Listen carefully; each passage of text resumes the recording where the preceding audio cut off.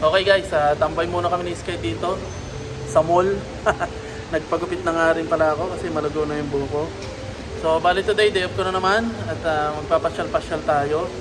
At update dun sa apply ko, nagpadala na sila ng kontrata. So nag-contract signing na ako sa kanila. Medyo mahaba yung kontrata nila compare sa mga kontrata na pinirmahan ko. Ilang pages yun? 6 na page na kontrata. So, pumirma na ako at by June 15, magsisimula na ako sa kanila at kailangan na ako lumipat sa Abu Dhabi. Unfortunately, 1 week na ako naghahanap ng matutuluyan sa Abu Dhabi o accommodation. Wala pa rin akong makuha kasi, ewan ko, wala nagre-reply ngayon sa mga post ko o mga message ko. Meron ko konti at hindi ma-confirm. Pero yun, kailangan ko makahanap ng accommodation doon bago mag-15 para paglipat ko doon may matutuluyan na akong accommodation. Pero compare nung last time na pumunta ako doon 5 years ago, nagmahal ngayon yung mga bayad sa bahay.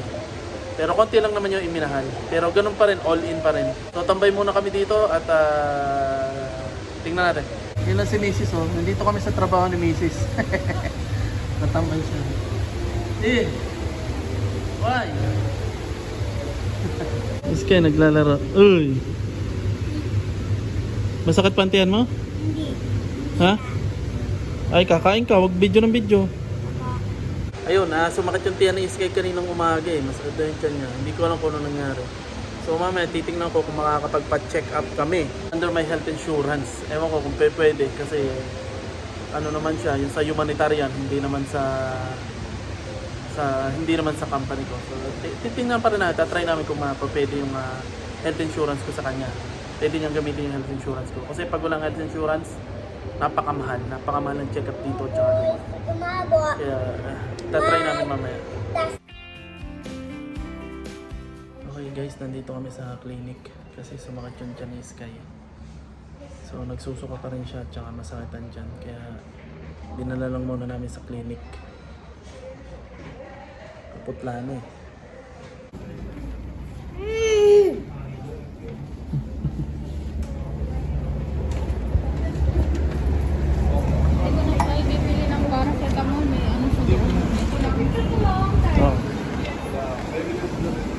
Okay, hindi daw natunawan si Sky kasi kumain to ng milk tea, yung may sago.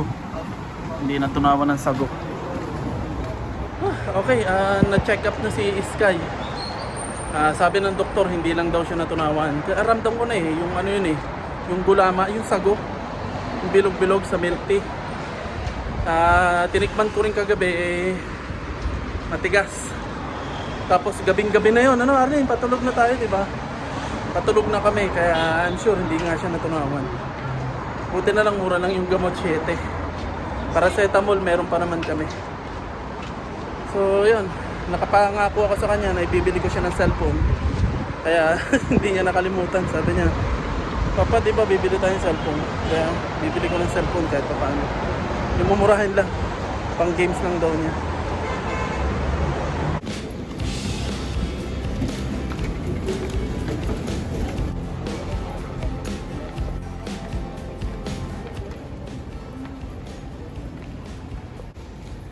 Okay, hindi napigilan.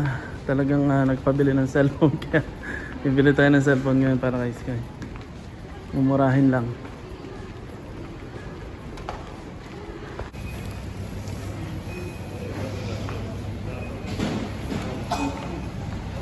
Okay, nandito na tayo. Dito tayo bibili ng cellphone ni Sky. Uy, Sky.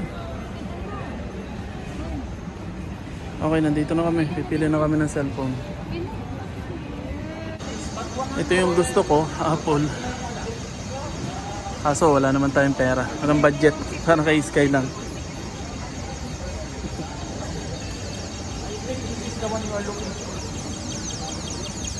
Tunay yan dito.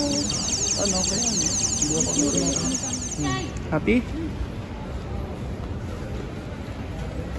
Happy? Bakit?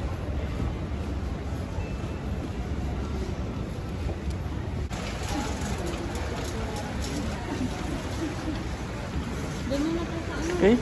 Papainom ko lang gamot. Okay, nakabili na ng bagong cellphone si Sky. Sky, pakita mo yung cellphone mo. Sky. Uy. Sky, buksan mo na ang cellphone mo. Yes. Bago. Okay, standby muna kami dito kasi iinom ng gamot si Sky at gusto rin matikman ni Mrs. tong butter and bread. Sarap daw to. Papa, matanda ako ni Mama. Hindi ko alam kasi mataba siya.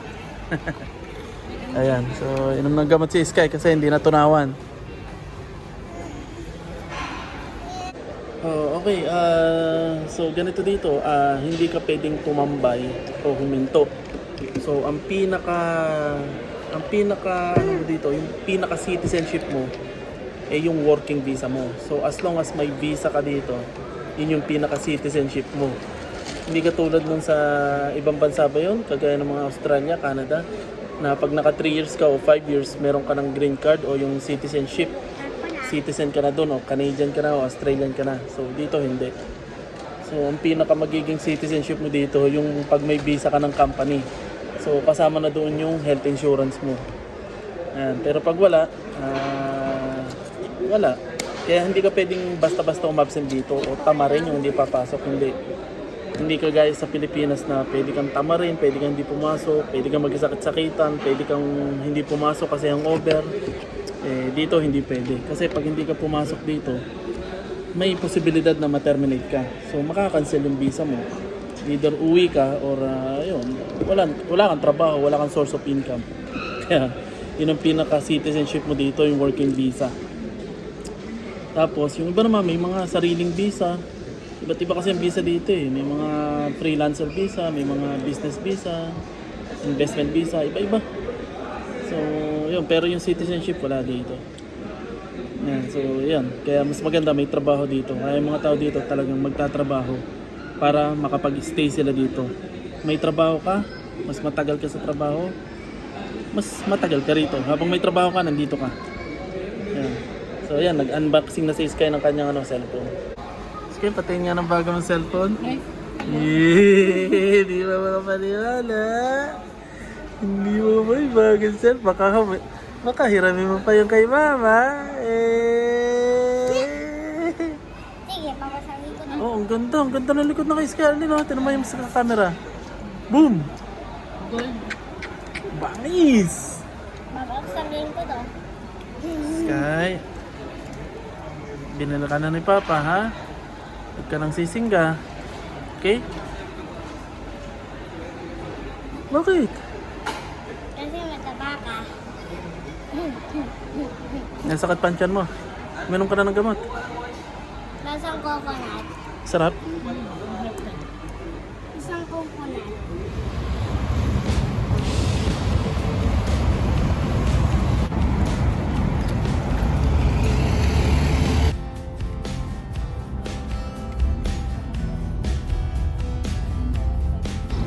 Okay guys, nandito na kami.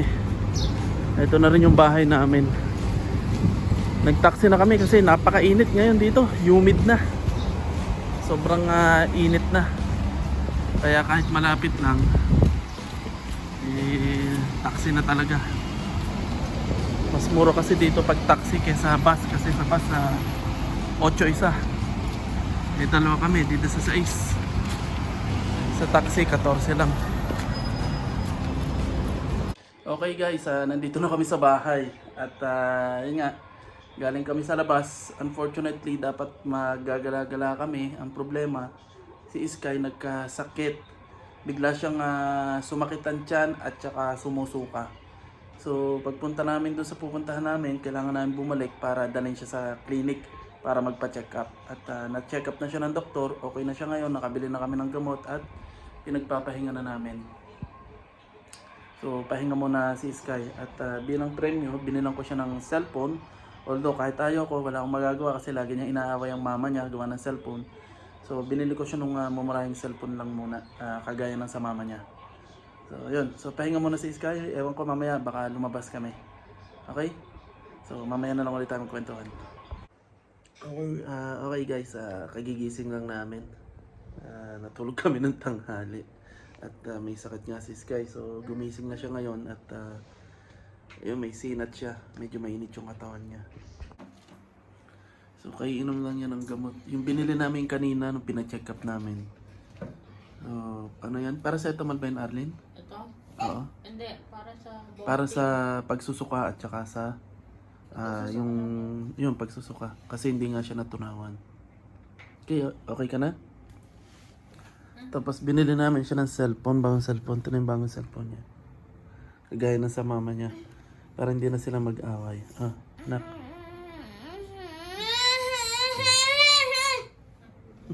Okay, bili kami yung screen protector ng cellphone ni Sky.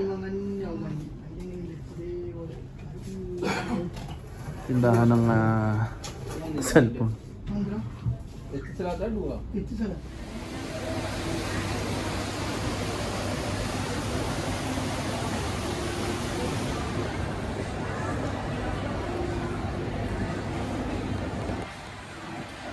Okay guys, nandito kami sa pinagtatrabaho ni Mrs.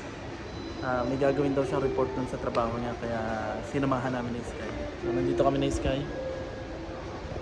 Tatambay muna kami. Okay, so update nga dun sa lilipatang kong trabaho. So okay na yon. Naipadala na sa akin yung kontrata, napirmahan ko na yung kontrata. Medyo may isang concern lang akong nakita doon sa kontrata kasi yung yearly vacation ang nakalagay lang 20 days. So i-confirm ko pa yon. Pero okay na at sa June 15 magi-start na ako sa kanila. So lilipat na rin ako ng Abu Dhabi at naghahanap-hanap na rin ako ng accommodation. Dire-diretso na to. Tapos by August o September susunod naman yung mag-in ako sa akin sa Abu Dhabi. So okay na. So ganun dito, pag hindi mo gusto yung company at nakahanap ka ng mas magandang salary o sahod o mas magandang benefits sa isang company, pwede kang magpalipat-lipat dito. Pero at least 6 months bago ka pwedeng mag-resign. Or else babayaran mo yung mga nagastos mo sa kanila. At ang isa pang maganda, yun nga, dito ang magiging pinaka-citizenship mo, yung visa mo. So kung ano man yung visa mo, yun yung magiging citizenship mo dito. So hindi to katulad ng mga Canada, Australia, mga Amerika na pwede kang maging citizen nila. So dito hindi. Dito hanggat may visa ka, working visa ka, pwede ka mag-stay dito. Kung hindi, ayun, edi ano ka, runaway ka o TNT ka, tatago ka ng tatago, kaya illegal ka kumbaga. Pero napakahigpit na ngayon, sobrang higpit na. Pinapauwi na talaga nila yung mga illegal, yung mga overstay. Talagang totally magiging blacklist ka pag hindi ka umuwi at overstay ka. So yun, yun ang ano dito. Pero pag naman may visa ka, company visa, meron naman yung mga health insurance. So maganda rin. So yun, hanggat kaya mo magtrabaho dito, tapos may visa ka, pwede ka mag-stay sa bansa na to.